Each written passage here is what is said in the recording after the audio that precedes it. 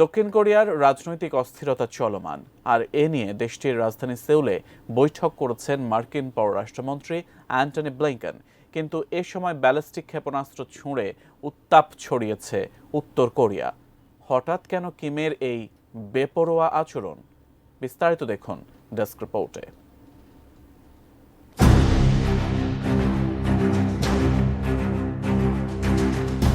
সংবাদ মাধ্যম Al Jazeera জানায়, ব্লিংকেন যখন সিউলের ভারপ্রাপ্ত প্রেসিডেন্ট চোই সাং মোকের সাথে বৈঠক করেছিলেন, ঠিক সেই সময় কোরিয়া উপসাগরে ব্যালিস্টিক ক্ষেপণাস্ত্র নিক্ষেপ করে উত্তর কোরিয়া।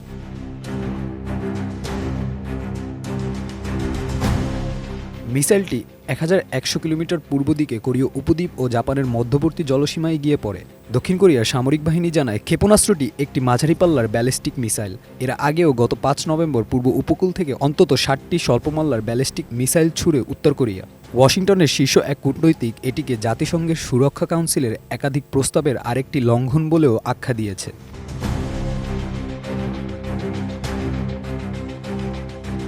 জাপানের প্রতিরক্ষা মন্ত্রণালয় জানায়, মিসাইলটি তাদের বিশেষ অর্থনৈতিক অঞ্চলের অনেক বাইরে পড়েছে। এতে তেমন কোনো ক্ষতিও হয়নি, তবে সমুদ্রসীমায় নজরদারি বাড়ানো হয়েছে। বসুন্ধরা ডায়াপেন্ট এখন আরও উন্নত। এই হট এয়ার থ্রো টপশিট দ্রুত শোষণ করে সোনামণিকে দেয় কোমল অনুভূতি।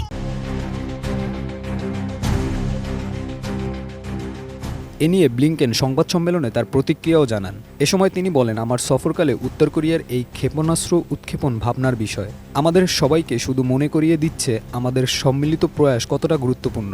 বেপরোয়া উত্তর কোরিয়া আর কিমকে থামাতে দক্ষিণ কোরিয়া ও জাপানের সাথে ওয়াশিংটনের সম্পর্ক আরও গভীর হওয়া দরকার।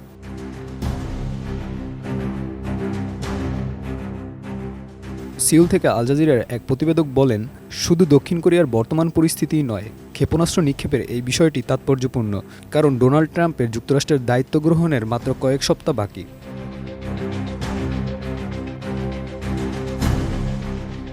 গত বছরের ডিসেম্বরের শুরুতে দক্ষিণ কোরিয়া আকস্মিকভাবে সবাইকে হতবাক করে সামরিক আইন জারি করেন দেশটির প্রেসিডেন্ট ইয়োল।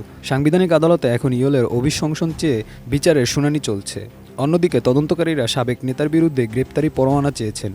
সব মিলিয়ে দেশটি একটি রাজনৈতিক অস্থিরতার মধ্য দিয়েও যাচ্ছে।